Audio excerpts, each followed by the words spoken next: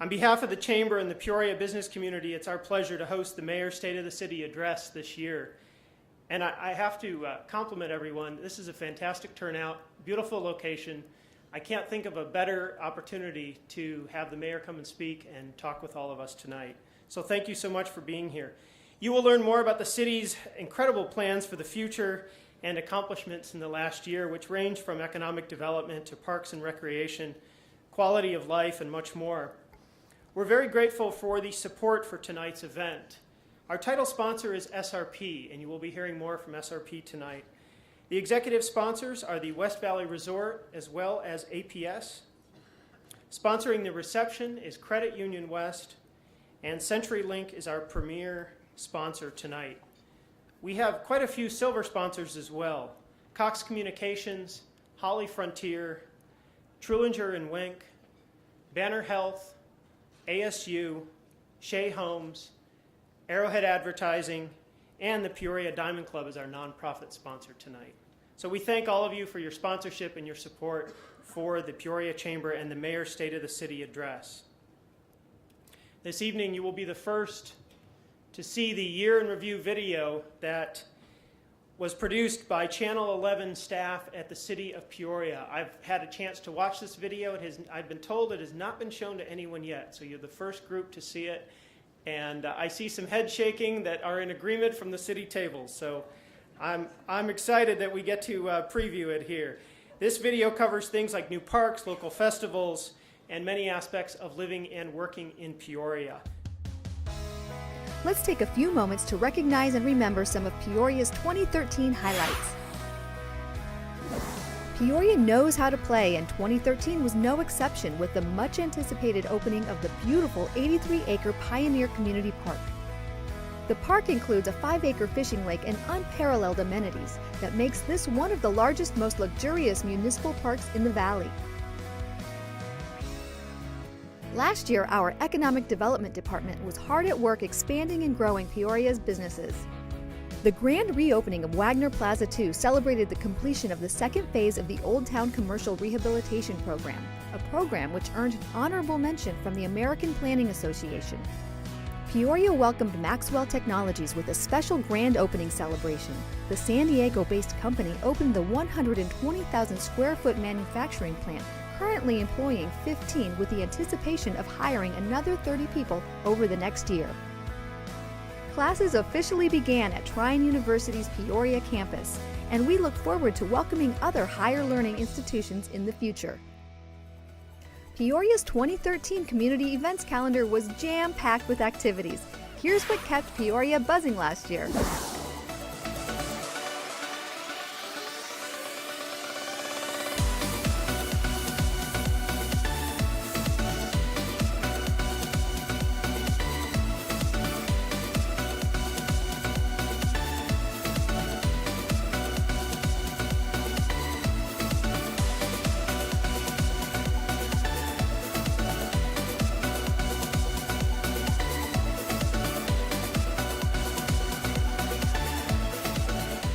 Veterans Day holds a special place in Peoria's heart. Rio Vista hosted the 6th annual Veterans 5K Run and Recognition Ceremony, honoring our heroic vets and military personnel.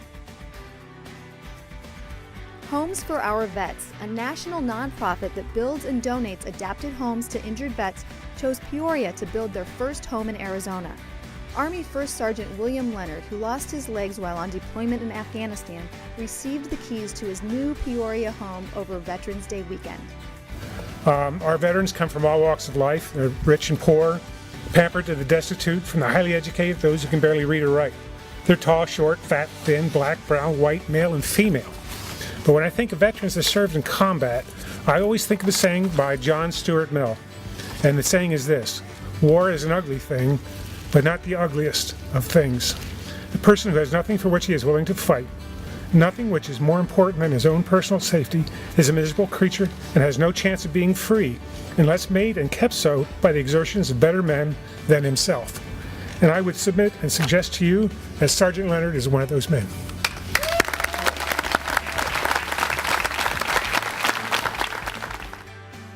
In 2013, the city of Peoria reaped the benefits of hard work and planning. Nacio and Yolia Health, two Peoria businesses housed at BioInspire, were 2 of 4 finalists for the Governor's Innovator of the Year award, with Yolia Health winning Startup Company Innovator of the Year. Nacio was also the recipient of a $250,000 Innovation Challenge grant awarded through the biannual business plan competition offered by the Arizona Commerce Authority. Peoria remains committed to sustainable practices. North Peoria's West Wing Park received Arizona Forward's Crescordia Environmental Excellence Award for site development and landscape. The city received its 28th consecutive Certificate of Excellence in Financial Reporting from the Government Finance Officers Association. The Peoria Sports Complex celebrated a successful 20th season.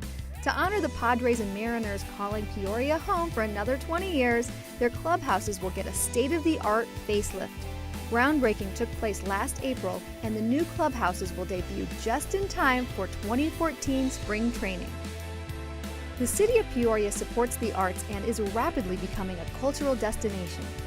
Peoria is a proud partner of TheaterWorks, the resident theater company of the Peoria Center for the Performing Arts. 2013 was an eventful year for TheaterWorks, adding jazz and classical concerts to its impressive show schedule. The Arizona Broadway Theater is a West Valley gem and friend to our city. Drawing crowds from around the valley, they've added an after-dark cabaret and encore room series to their spectacular lineup of shows. We know Peoria is special, and now the entire country knows. Peoria ranked number 7 on Kiplinger's list of best cities for early retirement. In addition to friendly folks and plenty of sunshine, our low crime rate, cost of living below the national average, and affordable housing earned us the lucky number 7 spot on the list. We work hard to make Peoria a great place to live, work, and play. Perhaps the most noteworthy achievement of 2013 was the overwhelmingly favorable result of the Citizen Survey, showing that nearly every resident rated the overall quality of life in Peoria as either excellent or good. The survey also revealed a strong trust in local government. Citizens rated the overall direction being taken by the city of Peoria as good or excellent, a much higher rating than the national benchmark. The city of Peoria sets high standards. With continued hard work and dedication, 2014 will be even better. A great way to summarize last year and kick off the new year. Tonight, our title sponsor is SRP. Established in 1903, SRP is the nation's 3rd largest public utility and one of Arizona's largest water suppliers. SRP and its partners generate power from plants in Arizona, Colorado, Nevada, and New Mexico with a diverse mix of coal, nuclear, hydro, natural gas, and oil. This allows SRP to take advantage of favorable markets and provide power to customers at the lowest price possible. Representing SRP tonight is Patricia DeRoss. Patricia is a senior government relations representative for the past 7 years for SRP. She's an active Westmark board member and co-chairs the Water and Energy Committee for Westmark. She very much enjoys her role in representing SRP in the West Valley. At this time, please join me in recognizing Patricia DeRoss. Good evening, everyone. SRP is very pleased to be a sponsor of the Peoria Chamber of Commerce and the Mayor's State of the City address. SRP values our customers, and we applaud the Peoria Chamber for being such a leader in the community. Our philosophy at SRP is very simple. We help build stronger, more vibrant communities by working in partnership with our community partners like the Chamber and the City of Peoria. Well, it's true that providing power and water to the valley is our most important job. Giving back to the communities we serve is equally important to us. SRP is proud to be a supporter of the Mayor's State of the City address, as well as the Chamber of Commerce. Thank you, Patricia, and the entire team from SRP. We appreciate all of your support for this event. Our next speaker this evening is Chairman Ned Norris. Chairman Norris is an enrolled member of the Tohono O'odham Nation from the remote village of Fresno Canyon in the Babaquirvi district. I apologize if I mispronounced that. He was reelected to his second 4-year term as the chairman of the Tohono O'odham Nation in May of 2011. Chairman Norris has served the people of his nation for more than 3 decades in positions ranging from Assistant Director of the tribe's Children's Home to Chief Judge for the nation's judicial branch. He is presently serving as the Western Area Vice President for the National Congress of American Indians and is currently a board member on the Chicanos por la Casa in Tucson, the University of Arizona Arthritis Center Advisory Board, and the Pima College of Governments. Please welcome at this time Chairman Ned Norris. Oh my goodness. Yes, I did just walk into the building. Yes, my cap does say play in Peoria. I thought it would be appropriate that I wore this cap here. I mean, we are in Peoria. This is a big occasion. State of the City address. Where's Mayor Barrett? Hey, there you are. Good to see you. Well, just wanted to, thank you all for honoring me and giving me the opportunity to share a few words with you. It definitely is something that we look forward, the Tohono Nation looks forward to continuing to be able to do, is have a continued relationship with the city of Peoria. But I also wanted to just begin by thanking Mayor Barrett and each member of the Peoria City Council, all of the city staff, the Peoria Chamber, and the many people here tonight whose hard work and dedication help make Peoria such a vibrant community. It is always a pleasure to visit our neighbors in Peoria, especially in an event like this, which celebrates the accomplishments of the past while looking ahead and even a brighter future. You know, when we think about future, we think about the past, there's always things that we think about what we've done, where we've been, where we wanted to go. And I think that without everybody in this room and those that weren't able to make it and those that have yet to come, there's nothing but much more brighter and bigger things that are yet to be had and developed here in this great city. And from the very beginning, almost 5 years ago, Peoria's leaders and the community recognized the positive impacts that the Tohono Nation, our West Valley project, would have or bring to this particular region. Our project will create thousands of jobs and hundreds of millions of dollars in annual positive economic impacts. From day one, the nation has focused on working together with the community. That's the way we do business, and this is our commitment to this city. Although construction has not begun, we have worked together, supporting important events such as this, one in this community. We supported public school programs, public safety programs, and we will continue to do so in the future.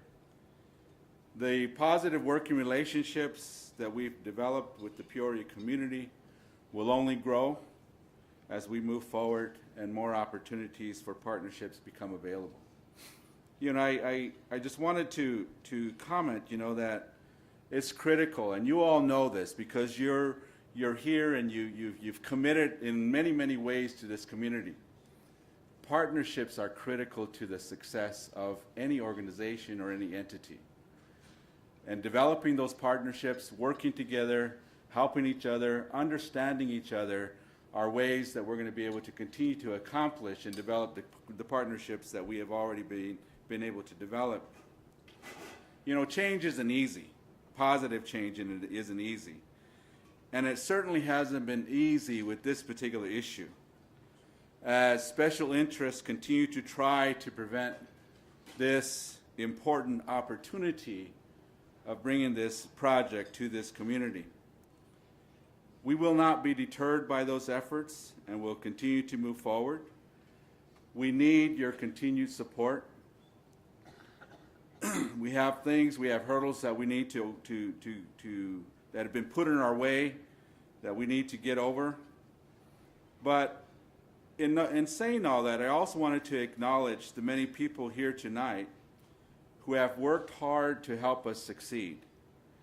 But I would like to briefly thank one person in particular.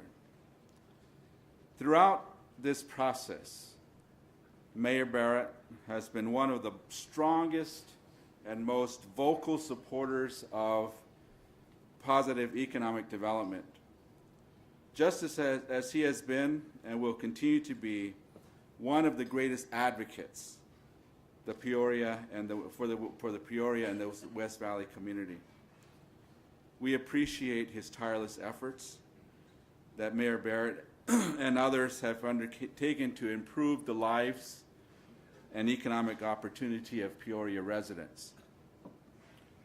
My nation, the Tohono Nation, is proud to do its part to support this good work and the fine people of this city.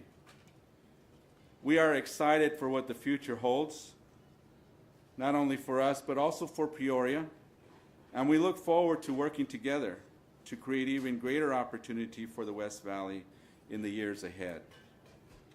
And when we think about the future and we think about the years ahead, we think about what we would be able to continue to do and develop in working and developing the relationships that we have been able to develop. But also, you have a responsibility to do what you can do to do what is best for your community. There is nothing different about what you want to be able to accomplish for your community, for this city, than what we as a tribal community want to be able to accomplish for our people as well. And I'm committed to working with you. I'm committed to continue to work with Mayor Barrett. I'm committed to continue to work with the City Council, with everyone here, so that way we can not only help you accomplish the things you want to accomplish for your community, but so you can also help us accomplish what is best for our community as well. And we cannot do that unless we make commitments to each other, we support each other, and we work together with each other. So Mayor Barrett, City Council, members of the audience, I apologize for my tardiness, but you know, as I've been up in this area of the valley in the last 5 years, so many times I never figured out that 5 o'clock is not a good time to be traveling on the freeway yet. But I actually started out of my office at 2:30 this afternoon, and it's taken me this long just to get here. Bumper-to-bumper traffic. We got to do something about the bumper-to-bumper traffic in the near future. But anyhow, Mayor Barrett, thank you. City Council members, audience, thank you very much. Thank you for waiting. Thank you for giving me this opportunity. And let's continue to work together, and let's play in Peoria. Thank you. Thank you, Chairman Norris, and the entire delegation from the West Valley Resort. They traveled up from Tucson today, so we're excited to have you here. Mayor Barrett was first elected to the City Council representing the Ironwood District in 2001 and was re-elected to a second term in 2004. As a resident of Peoria since 1993, Mayor Barrett served in the U.S. Army as well as was awarded the Bronze Star in Vietnam in 1971.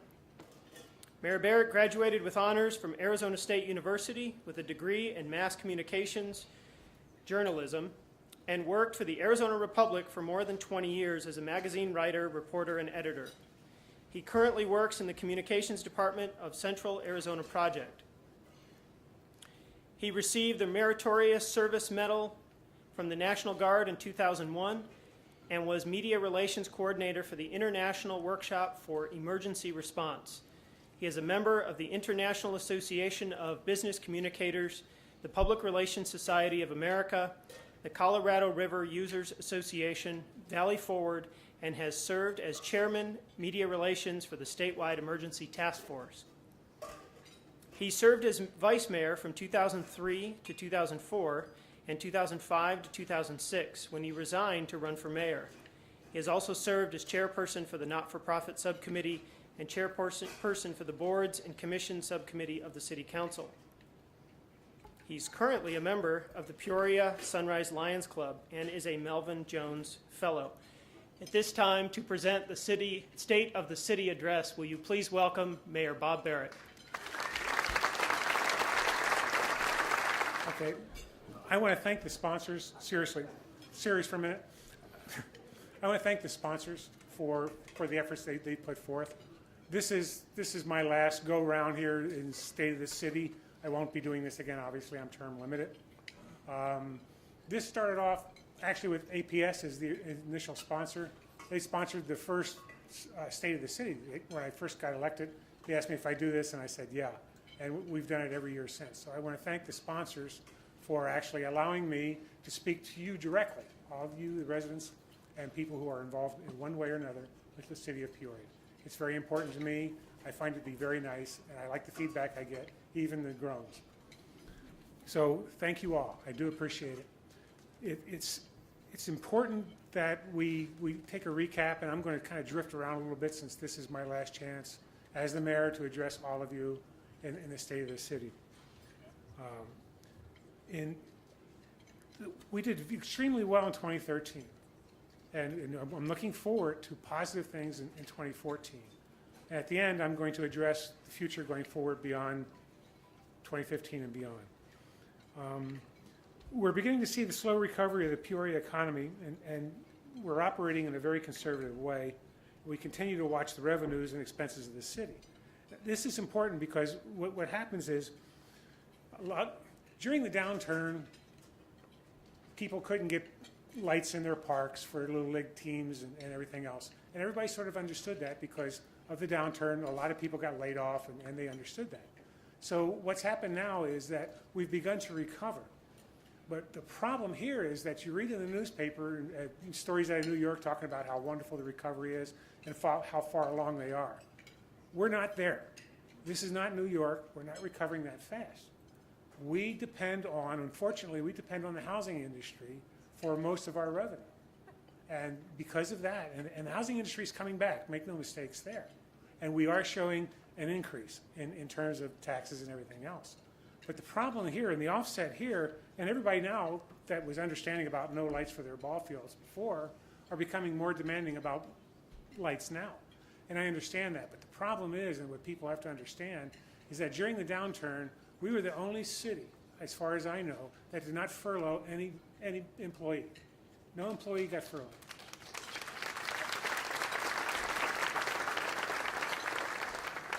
At the same time, we didn't close our libraries or reduce hours like many cities did. We didn't close our swimming pools or reduce hours like many cities did. We got through it extremely well. I mean, it had nothing to do with me. We have a very good budget group. We have a very good financial group. And all we had to do to look really smart was listen to them, which we did. And so we got through the downturn, I think, better than any other city. We didn't increase any parks and recreation fees. During the Glendale mayor's race 2 years ago, one of the candidates met with me, and he told me that he's out talking to people in Glendale, and people in Glendale were telling him that they come to Peoria for parks and recreation programs because A, either Glendale wasn't offering them, or B, it cost more than our non-resident fees. So we raised ours. But it goes to, the point I'm trying to make here is that we have an excellent city staff, we have an excellent city manager, we have an excellent budget and development group, and I'd ask you right now to please give them a round of applause, because they're the ones who do all the work.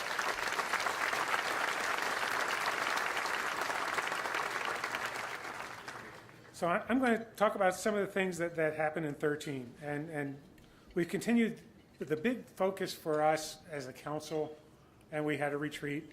Our number one goal for the council was economic development. And on the front of economic development, I thought we did an extremely good job. We've brought high-paying jobs to Peoria. We continue to actively grow the biosciences in our community. BioInspire was created. And for those of you that don't know, BioInspire is an incubator. So what happens is you get these scientific geeks that come up with these really great ideas, but they don't know how to market them. They don't know how to develop them. They don't know how to take them to market. So what you do is you create this incubator. And in the incubator, they come in with their good ideas. And there's a very strong medical group that screens all our applicants. And they come in and we provide them space to finish developing whatever it is they're doing. And along with that, we also help them find money to actually develop it and go out to market. We also give them the business acumen. So what happened here, or what's happening here, is since opening, BioInspire has created 30 jobs already, and they're only a year or so old, year and a half old. Those 30 jobs have an average salary of $50,800. And BioInspire has invested $977,000 from the city grant, which we gave them, and that has resulted in an additional $4.4 million of private investments into the BioInspire companies. The BioInspire companies are the startups are ranging from eye treatments to cancer, eye treatment centers to cancer tissues analysis. And each of the BioInspire companies is excelling in their respective fields. For example, a company called STEMWave received the Arizona Commerce Authority's Innovation Challenge Award of the Year in fall of 2012 and a grant of $250,000 to continue to develop their product. I'm going to probably mispronounce the names of some of these companies. NASCIO received the same $250,000 from the ACA, an award in June of 2013. Culira Technologies was awarded $7,500 through the AZ Bio Fast Lane Award in spring of 2013. So the Arizona Technology Council announced that two BioInspire companies, NASCIO and Yolia Health, were nominated for the Innovator of the Year award at the Governor's Celebration of Innovation, and Yolia Health took home the award. Now this is important. This is important because these companies didn't exist 2 years ago. They came to our incubator, they passed the screening test from the medical types that we brought in. We helped fund their startups, and then they're succeeding. And some of them are going to the market. Now the city's covered. If for example, I develop something and somebody buys me out, I pay back the city for what they gave us in BioInspire for the startup costs that we took. And we also have to give them a percentage of the profit. Now, a percentage of the profit that comes back to the city is used to invest into the next company that's coming along. Ideally, each of these companies, when they grow up and they become independent, will locate here in Peoria. That's the idea. Otherwise, they have to pay us back with interest. And they locate here in Peoria, and hopefully then you not only have a company, but the other thing you'll have, or you have the ancillary activities about it. So if you have something that they're producing something, their suppliers might be moved to Peoria in order to be closer to the company. So this is BioInspire. It's a gamble the city council took a couple of years ago. It is a gamble. I mean, we put up money for this, but it's paying off. It's going to continue to pay off, and it's going to make us a center for biotechnology. And there's nothing better that we can do that. We've got to create these jobs because, as I said before, right now we are dependent on the housing market. The housing market runs in circles. It runs in cycles. I shouldn't say circles. It runs in cycles. You have good years, you have banner years, but sooner or later that bubble will burst. And if you've been here long enough, you've been through 2 or 3 of those really bad downturns. Not as bad as the last one, but we've been through the downturns. So the best thing for the city to do in terms of self-preservation is to get out there and find other sources of tax base and income. And you do that by finding other companies that will locate in your city so that when the housing market goes plunk, you still have people making $50,000 a year or more. They're buying things in your city, they're living in your city, and that helps offset the pain of the downturn that's inevitable with the housing market. Okay, along with that, Maxwell Technologies came in, as you noticed during the video. Maxwell Technologies celebrated their grand opening at the end of 2013. In the next 3 years, they expect to create 150 jobs and have an average salary of $48,000 with an overall capital investment of $26 million. Now, Maxwell came in, and they're from San Diego. And they came in, and I met with them and said, why are you looking at Peoria as a relocation? And they said they can't afford to exist in San Diego any longer. They can't hire beginning engineers at the salaries they have to pay in San Diego. So they're moving, and they selected us. And obviously they selected us because we're really a great city. To me, there's no doubt about that. But the thing we have going for us is we have transit corridors with the 101 and soon the 303. We have a reasonable cost of living. We have reasonably inexpensive land, and we have a great education system. And talking about that, I think one of the other things that really happened is Trine University located here. Now, Trine University is right across the street, and guess who's on this side of the street? Is Maxwell. Maxwell Technologies is an engineering school. They produce electrical engineers. So when Trine was looking at us, we got together and we had Trine University and Maxwell meet with us, and we all had lunch together. And so the situation is this. Trine University is on the east side of the 101. They're generating engineers.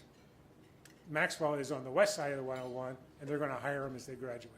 I mean, it's a wonderful system. So Trine's here. They're going to stay, and they're doing a great job. And I really appreciate the fact that they're here. And I'll come back to that in just a minute. Oh, okay, and the other universities is Huntington. Huntington University is looking to come in here as well. Now, Huntington University, Trine specializes in engineers, and Huntington is nursing, exercise science, and digital media.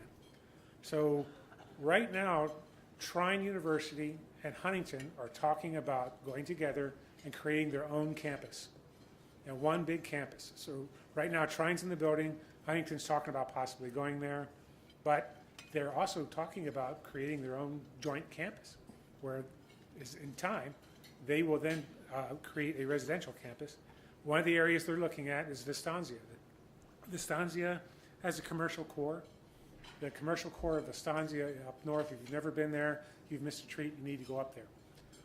Vistanza up there has a commercial core, and the two universities are talking about going up there and building a campus.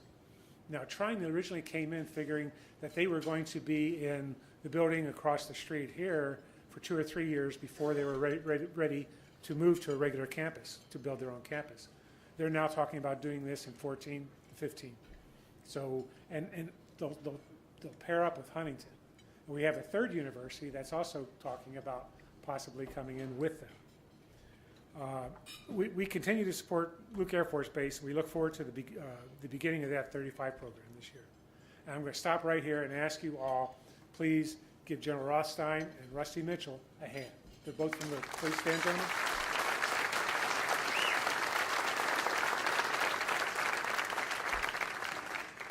The F-35 has been kind of a long and torturous road.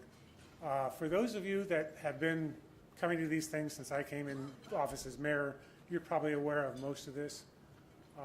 Way back when, right after I became mayor, I want to single out John, Shell, and our city attorney to bring to my attention the fact that we were having problems with Luke Air Force Base. And the problems we were having with Luke Air Force Base was Max Wilson, who is the supervisor at Maricopa County Board of Supervisors representative for this area. Max Wilson was allowing building permits to be issued in the flight path for Luke Air Force Base. So you had a bad problem with encroachment. They told me this, so I got together with Elaine Scruggs, who was then the mayor of Glendale, and with the former mayor of Surprise, and we met with Max Wilson. It was just the four of us. There were no lawyers, no aides or anything else there, and we had a long conversation. And 2 hours later, I told Max Wilson, you've got to stop issuing these permits, we're going to sue you. And his reaction was, sue me. So we did. We came out of that, and I turned everything over to Steve Kemp and John. They contacted Terry Goddard, who was then the Arizona Attorney General. And Mr. Goddard looked at the situation here, and they were violating the general plan. And so we took them to court. Well, in the interim, the Air Force had problems in Florida with the F-35 in terms of quote-unquote noise concerns. and a small city there was going to sue the Air Force.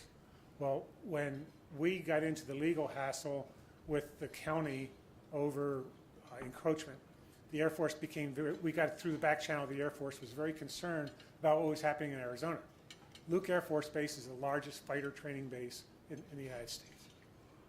It's a $2 billion a year economic engine. We can't afford to lose it. So at that point in time, we went back.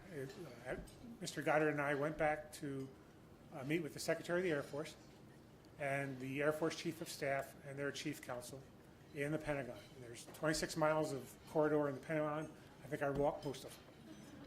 It was a good thing we did that. We wanted to reassure the Air Force at that point in time that it was a fight between the county government and the cities, because all the West Valley cities were agreed to this, as opposed to a fight with the Air Force. They eventually took the county to court, and the solution was, yeah, you can't issue those anymore. And subsequently, we now have the F-35. That was a great victory for the state of Arizona. I met with the Air Force Chief of Staff, and this was, I don't know, 6 years ago, something like that, 5 or 6 years ago. He said the F-35 was going to be a weapons platform that would last 40 years. So hopefully, Luke Air Force Base is safe from now until sometime in the 2050s. That's what we can hope for. That doesn't mean that it is, because periodically Congress gets stupid and does the BRAC routine, which is base realignment and closing. Yeah, no, they really, don't get me started. Anyhow, so that's always a danger. That's always out there. But Luke Air Force Base is obviously the shining star in the Air Force.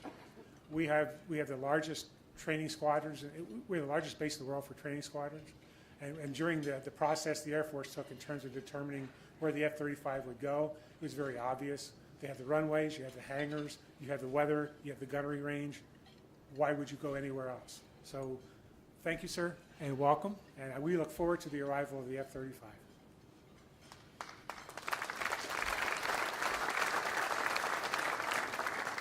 And also during the hearings before Luke is finally selected, I want to thank the Chamber of Commerce. I want to thank the Peoria firefighters and other groups who attended the hearings on my request when they came out and they had public hearings as to why Luke is suitable or not suitable to have the F-35. And we had a great turnout. We had a great turnout from businesses, business owners, and people here who belong to the Peoria Chamber of Commerce. Peoria firefighters showed up en masse, essentially to tell them, yeah, we need this, we want this.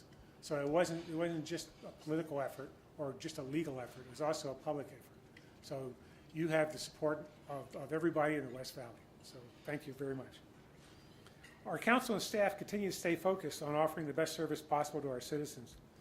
And we must be relatively successful. The citizen survey, which was done in 2013, 93% of Peoria residents were happy with the overall quality of life provided by the city of Peoria.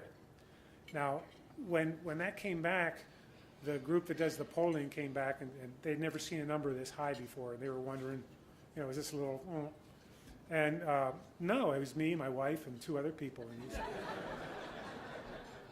And one of the reasons we do so well, the low crime rate and affordable housing helped Peoria rank in the top 10 best cities for early retirement by the Kiplinger, which was also mentioned here. In 2013, we opened Pioneer Park at 83rd and Olive Avenues, and 6 fields, ball fields, 4 lighted multi-purpose fields, dog park, picnic ramadas, and much more. The catch and release lake is now open, and when we did the grand opening, if you've never been out there, go out there on a Saturday. They have a water feature for kids, and it's like there's a bucket up top, and it gets filled, and then it tips, and when it tips, up to 300 gallons fall out all at once. And when we were there for the grand opening, and they had just activated this, we had all these people gathered around, right? And when that thing tipped, everybody began to understand exactly how this thing works. The photographer from the Arizona Republic was soaked, and I don't know if he ever got a shot. As part of the city's commitment to continue to reinvest in the community, Streets Division completed a major residential roadway reconstruction program this year. This program restored local streets to a like-new condition. And if you live in Peoria and you don't have a like new condition, call my assistant. Don't call me. We continue to promote water conservation in the city, and I can't emphasize enough how important that is.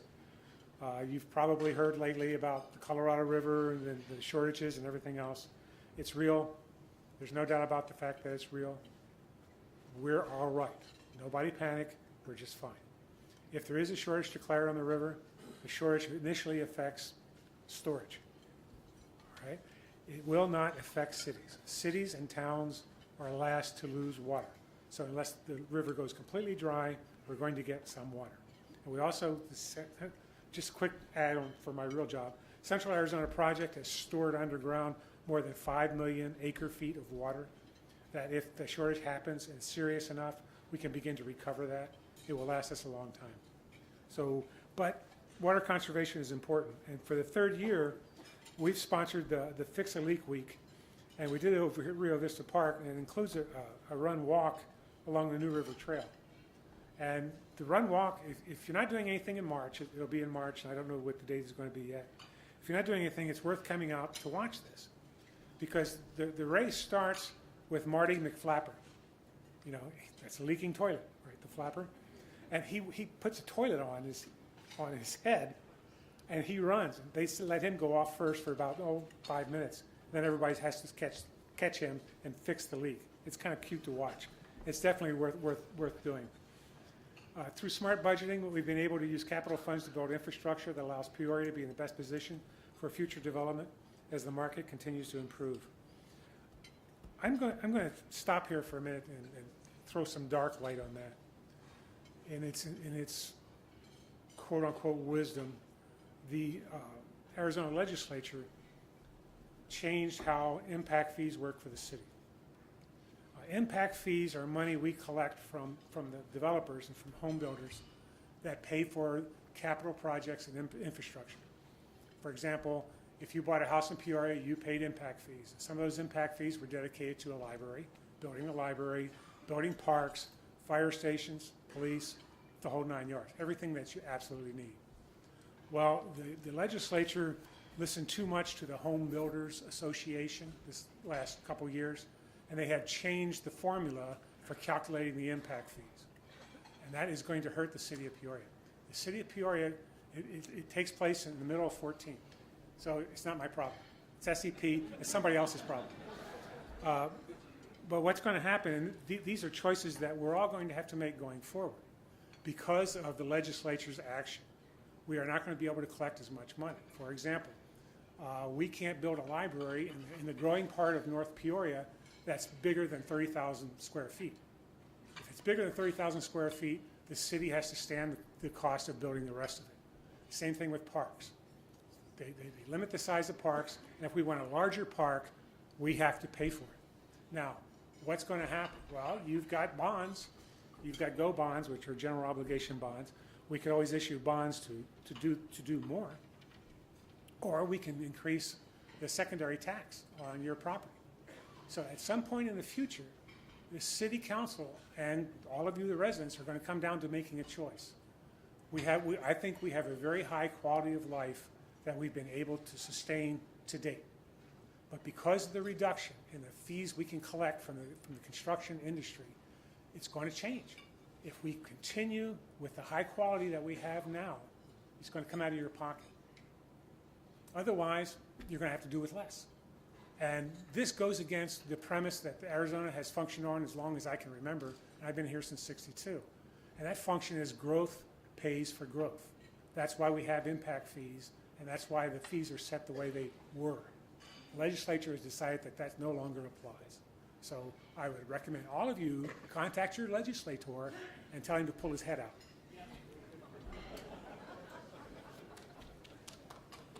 Thank you. Our finances often parallel that of a larger economy, and this time it's no different. We're in the midst of the mild recovery, and it could be a while before we see the growth. And I mentioned that before. We are seeing an increase in terms of the economy. We're seeing an increase in terms of growth. But you have to understand something, and this kind of goes back to the hassle of the 3.5% raise we gave to all the unions, as opposed to the 5% that they wanted. And that works like this. We are moving forward. We are seeing more income. We are seeing growth. Unfortunately, during the downturn, we allowed people to retire.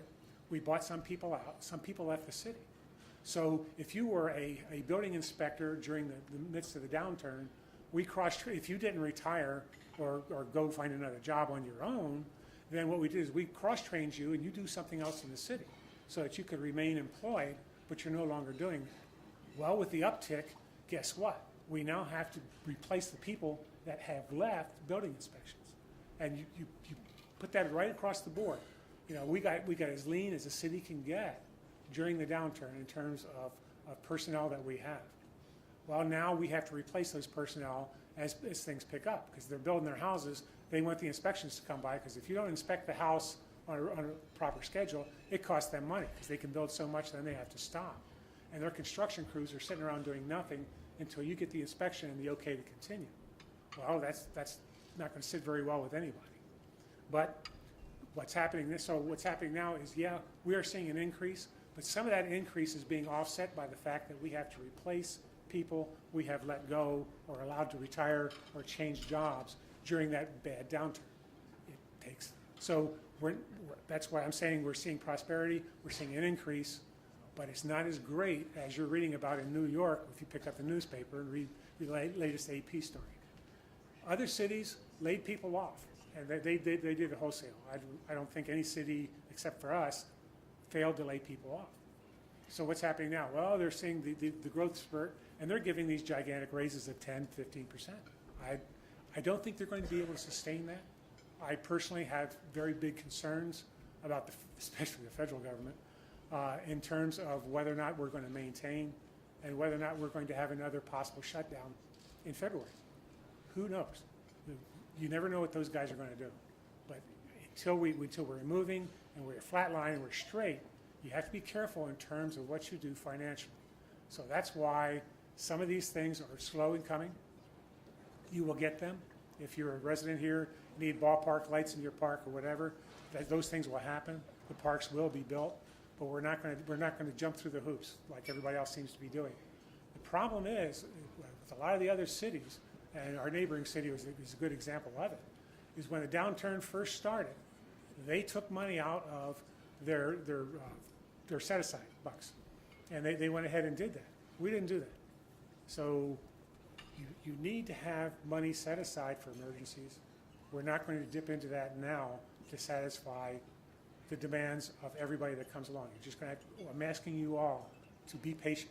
We will get back to where and what we have been doing, but it's going to be a little more gradual than you're going to read about in the paper.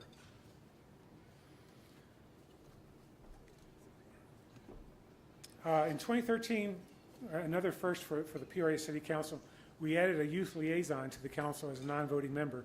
We're the first city in the state to involve our youth at this level. And I think one of them, both of them are here. Thomas and Jacob, stand up.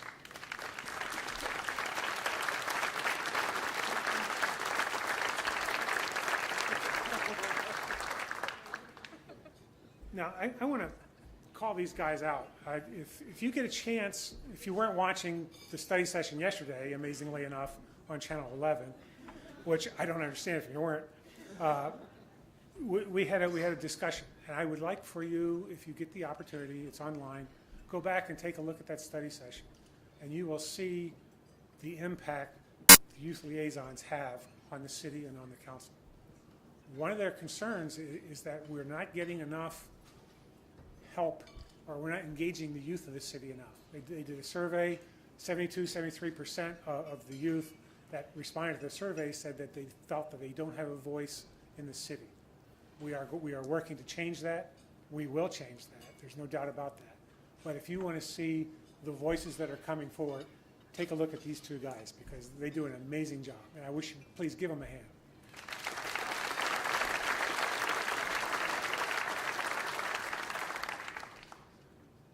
I appreciate the support, especially of the Peoria Chamber and the local businesses that have been provided to us through 2013. I look forward to opportunities that will bring more for us, to bring us together to make Peoria continue to be successful. And I want to close on a sad note. Many of you knew Joe McCord. Joe McCord is a member of the Peoria Unified School District Board. Joe is a member of the Veterans Committee for the city. He was the liaison from Ventana Lakes to the city of Peoria. He's active, he was engaged. He died on New Year's Day, and he's going to be sorely missed. So his services are Saturday at 11 o'clock, for those of you that know him, at the Yacht Club at Ventana Lakes, which is about 108th, 109th Avenue in Beardsley. So if you get the opportunity, go by and listen to what they had to say about it. He's quite an individual. And it's hard for the city to lose people who are so engaged and so active within the city. So with that, thank you all for being patient and listening to me drone on. I do appreciate your time. I do appreciate your support. And hopefully we'll get the casino before I'm done.